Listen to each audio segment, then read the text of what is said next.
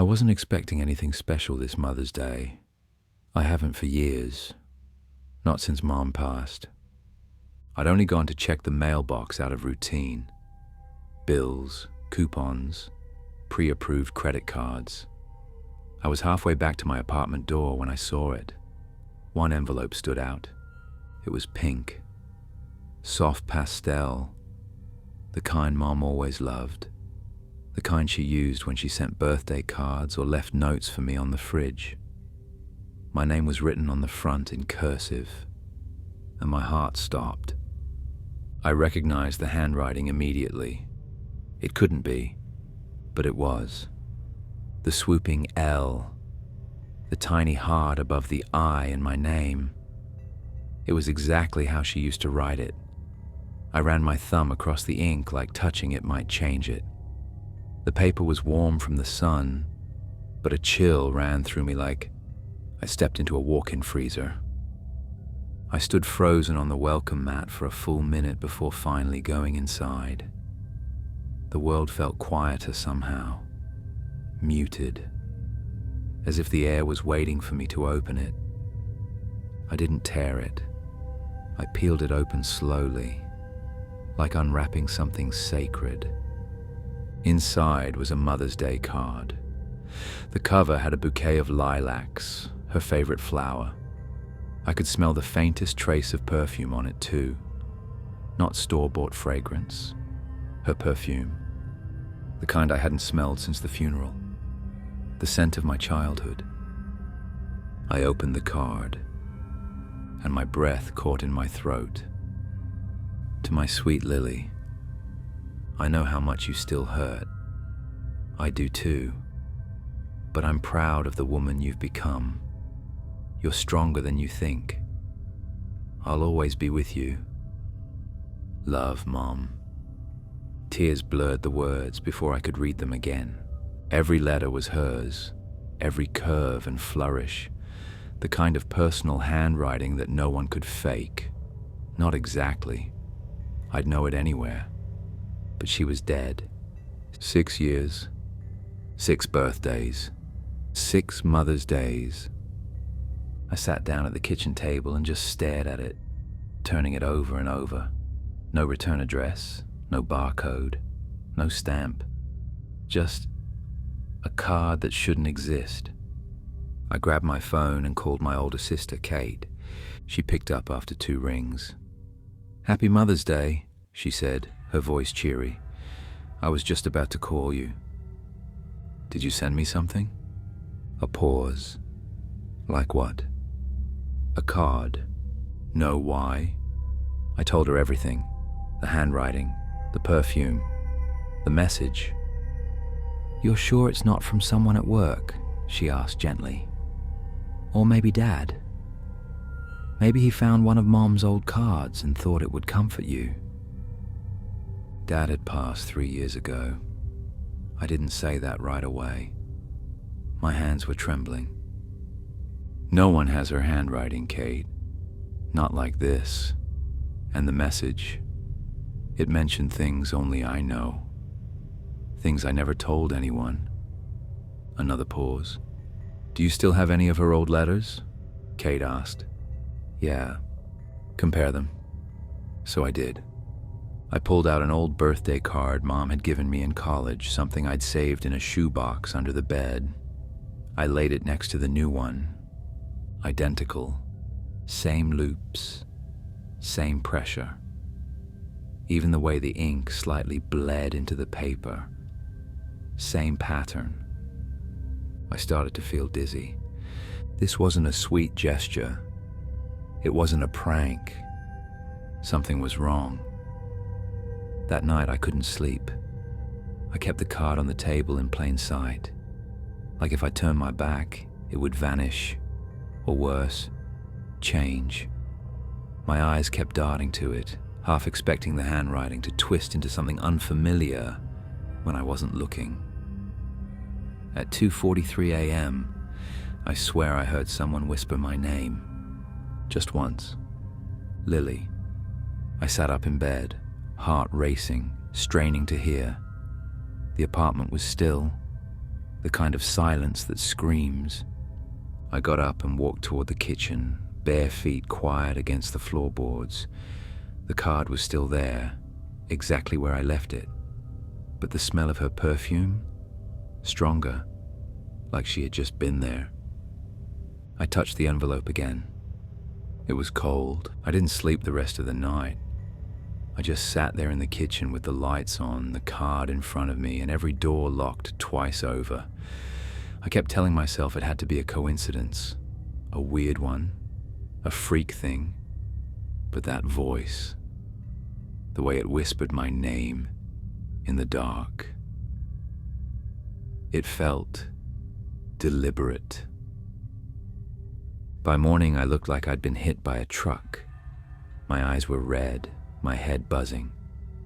I took the card, slid it carefully into a plastic sandwich bag, and drove to my mom's old house, our childhood home. It had been empty for years. We never sold it, just couldn't bring ourselves to. The lawn was wild, windows dusty. I kept a spare key in the glove box, something I always meant to move but never did. The front door creaked open like it remembered me. Inside, the air was stale, tinged with mildew and dust, but also something else. That same floral perfume, lilac and warmth, like skin. I stood in the living room and called out, "Mom!" The silence afterward was deep, like the house had taken a breath. I walked into her old bedroom. The dresser still had her jewelry box on top, closed and untouched. I opened it slowly. Necklaces, old earrings, a ring that was too big for me. Then I spotted something folded beneath the velvet lining. A letter. It wasn't addressed to anyone, just a blank envelope. I opened it, hands trembling. Inside was a page of her handwriting, but it wasn't her usual cheerful tone. It was frantic, the letters sharp and panicked. "He's not who he says he is. Don't trust the voice. Don't answer the card." What the hell did that mean? I stood frozen. My ears rang. Then I heard something fall in the hallway behind me. A thud, heavy, like a box. I spun around, heart hammering. Nothing there. I walked down the hall, back into the kitchen. One of the chairs had been pulled out from the table. I hadn't done that. I backed away slowly, then rushed out the front door, locking it behind me even though I knew how pointless that was. Back at my apartment, I dug out my mom's old journals and cards from the storage bins I kept in my closet. I laid them out next to the new card. They were the same, but something was off. It was subtle. The handwriting was perfect, but it lacked something, a kind of energy. Her writing always had a rhythm, a joy, even when she was writing something serious. This felt like it was tracing her, not being her, like mimicry. I drove to the local post office, asked the clerk if a card could have been hand-delivered and made to look like it was mailed. She shrugged. "Sure, people do it all the time, but we didn't process anything like that here. Not without a stamp." I showed her the envelope. She leaned in, then frowned. This wasn't put through any sorting machine. No barcodes, no scuffs. This didn't come through us. That night, I called my sister again. She didn't answer. I tried again. Voicemail. I called her husband. He picked up on the second ring, sounding groggy. "She's asleep," he mumbled. "Was up late." I asked if she'd mentioned the card. He paused. "What card?" "The one I told her about yesterday." She didn't say anything. My stomach dropped. "I'll call her in the morning," he said. "You okay?" "Yeah," I lied. "Just tired." That night, the dream started. I saw my mother standing at the foot of my bed, her head tilted, her eyes soft. She was wearing the same sweater she wore the day we buried her. She smiled, but then her smile twitched, too wide. Her eyes went black at the center, not like pupils, like holes. She opened her mouth to speak, but the voice that came out wasn't hers. "Stop digging, Lily." I woke up gasping, sheets soaked in sweat, on the nightstand beside me. The card. I had locked it away in a drawer. Now it was back, sitting there like it never left.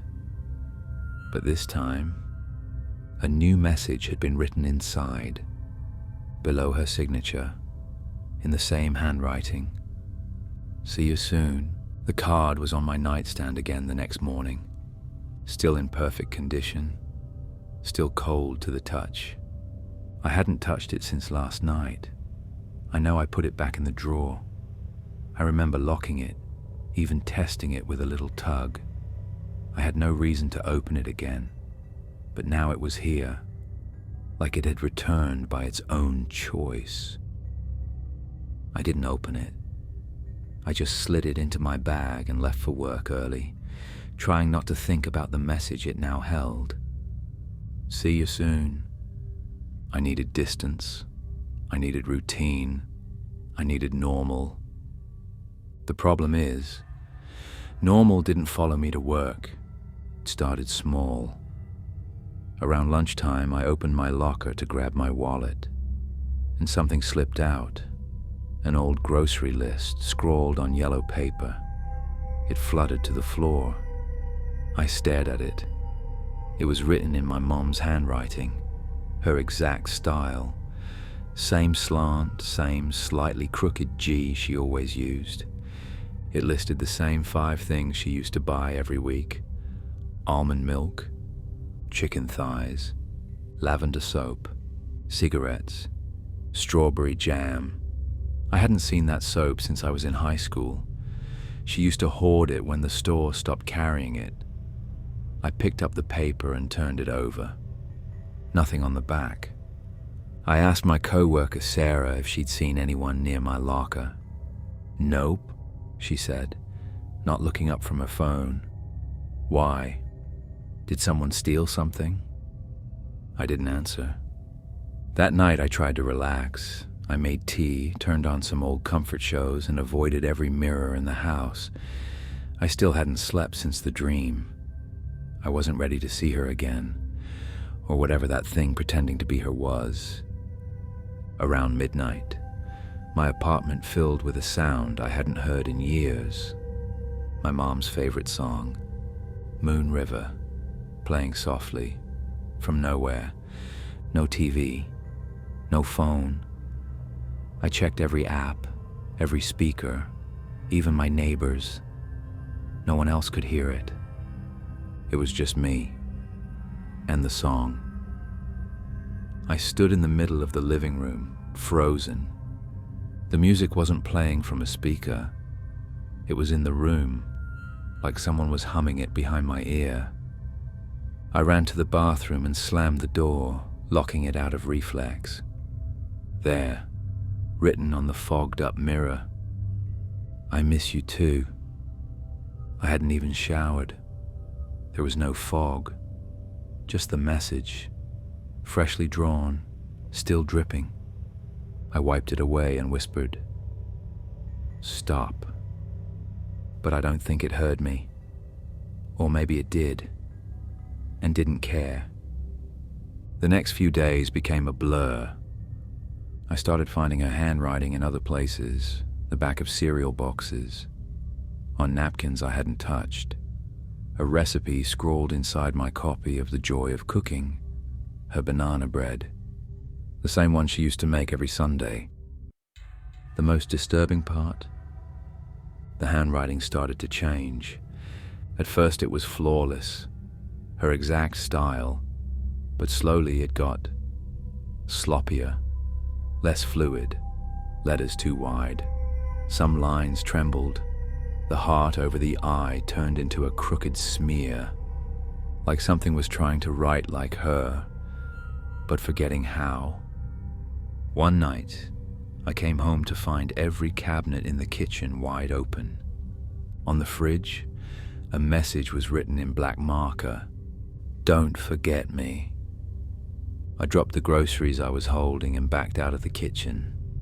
Behind me, the radio turned on by itself, blaring static. I ran and yanked the cord out of the wall. The noise kept going. I screamed, "What do you want?" Everything stopped. Silence. Then, a whisper, so close I felt the breath against my cheek. To come back. I moved out the next day, packed what I could and stayed with Kate, though I didn't tell her why. Just that I needed a break. She welcomed me in, made tea, let me sleep. That night I thought I was safe, until I opened her guest room drawer and found something tucked beneath a spare towel. The card, the same one, same envelope, same lilac smell, same message. "See you soon." I tore it up this time, into 100 pieces, flushed them down the toilet, burned the rest in her fireplace just to be sure. But the next morning, there it was, on my pillow, unopened, and the handwriting now looked different again. It wasn't hers anymore, not even close, but it was trying, still trying. And the new message, "You're almost ready." I started keeping the lights on while I slept. Correction, I tried to sleep. But there's no real rest when your mind expects to be touched, or whispered to, or worse, remembered by something that shouldn't be remembering you. The card wouldn't stop returning. Every time I tore it up, burned it, flushed it, locked it away, it came back, always in the same perfect condition, the lilac scent stronger, the paper smoother, the handwriting changing, becoming something else. My sister found me crying in the laundry room one night, clutching it to my chest like a child with a broken toy. "I think something's pretending to be her," I whispered. She didn't know what to say. I showed her the card. Her face went pale. "That's not Mom's writing," she said, even though I could tell she recognized the shape of the letters. "It wants to look like it, but it's not." That night, I finally gave up fighting it. I placed the card on my nightstand, didn't touch it, didn't challenge it. I just went to bed. That was the night it spoke to me, not through whispers or static or walls, but through a dream.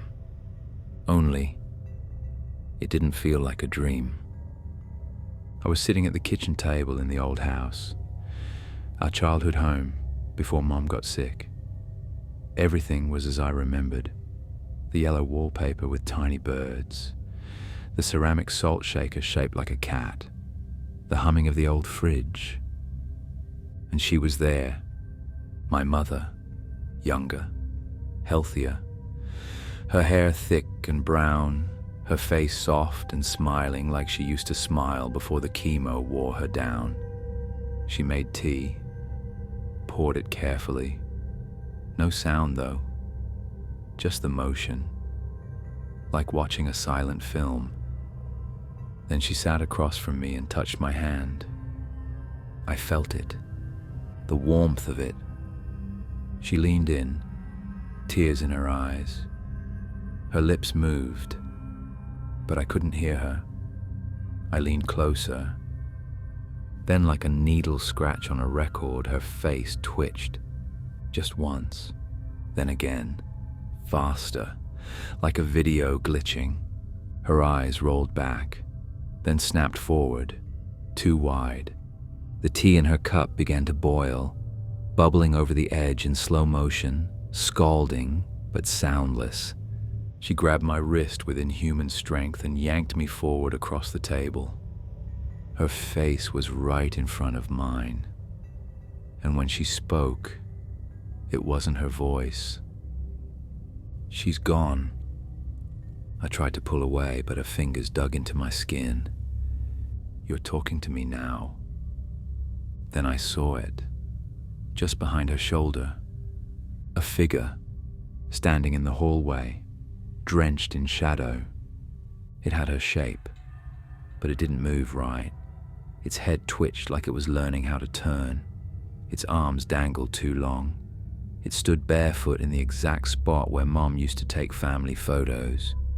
It didn't have a face, and in its hand was the card. "He's pretending to be me," the real voice said. Her voice, faint and urgent, as if coming from behind a wall. "He found the words, but he doesn't understand them." I woke up screaming. Kate came running in. I was drenched in sweat, clutching my wrist like it still burned. I told her everything. She believed me. I know she did, even if she never said it out loud. That morning I checked the card again. The handwriting was no longer even close to my mother's. It looked like a child's imitation. Letters backward, uneven pressure, like something learning how to be human. A single phrase was scrawled inside. "Open the door." There was no return address, but there was an address now written at the bottom. It was our childhood home, the one we'd left locked. I didn't want to go, but something told me. I already had. The key still worked. I stood outside our childhood home just before sunset. The sky was pink, just like the envelope that started all of this. The wind stirred the overgrown lawn, and for a moment, everything felt frozen, like time had paused to see what I would do. I held the card in my hand. "Open the door." So I did. Inside, the house was darker than it should have been. Even at this hour, the air was thick, wood rot, dust, and something sweet hiding underneath, pretending to be perfume. Lilacs. The floor groaned under my steps. I passed the old photos on the wall, their faces faded by sun and silence. Every corner of this place carried weight, every memory a possible doorway, and I'd left mine wide open. I reached her bedroom. The door was open, as if waiting. Everything was just as we left it after the funeral. Dresser, jewelry box, folded blanket. But the mirror above the vanity was shattered, fractured like something had burst out from behind the glass. On the wall, scratched in jagged ink, "I remember you." The card twitched in my hand. Fresh ink seeped through the page like a wound reopening. He needed someone who remembered her. That's when I realized it never wanted her. It wanted me. Behind me, the door creaked. She stood in the doorway. My mother, or something close. She looked younger, healthier, but wrong, like a wax figure warmed just enough to move.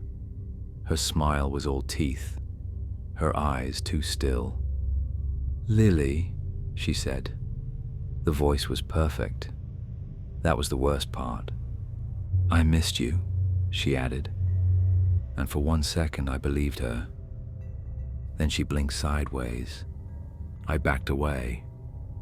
"You're not her." Her face twitched, like static across a screen. Her smile didn't move with it. "You brought me here," it said, voice distorting. "With your grief, with your remembering. You opened the door." "No," I whispered. "You pushed it open." It tilted its head. "She let me in once, but she ran. You stayed. Something inside the room changed. The shadows pulled back like curtains. I saw the old dresser drawer, ajar, something inside it. I ran past the thing in the doorway and yanked it open. Dozens of cards, all addressed to me, all blank, except the one on top. In my mom's real, desperate handwriting. He isn't me. Burn the house. Don't answer again. The thing behind me laughed, low, dry, like paper tearing. The walls pulsed. The house groaned like it was breathing. I grabbed the drawer, dumped everything into my bag, and ran. As I fled through the living room, I saw a photograph fall from the wall. It was one I'd never seen before. Me and Mom. She was holding me. I was maybe 4, but someone else was in the background, blurry, standing just beyond the window, watching. The same shape, the same 2 long limbs. It had always been there. I lit the fire myself, didn't wait for signs, didn't wait for courage. The house screamed, and for a second, just a second, I heard her voice through the roar. "You did good, baby." That was all I needed. I moved across the country, changed everything, my name, my number, my habits. Kate won't talk to me anymore. After that night, she stopped answering my calls. I think she remembers too much. Maybe that's how it starts. But I've been safe. No cards, no dreams, no music in the walls. Until this morning. Mother's Day. I walked into my apartment kitchen and found something on the table. A pastel pink envelope. My name written in neat cursive. My cursive. Inside, a blank card. The paper is warm, the scent faint, but familiar. Lilacs.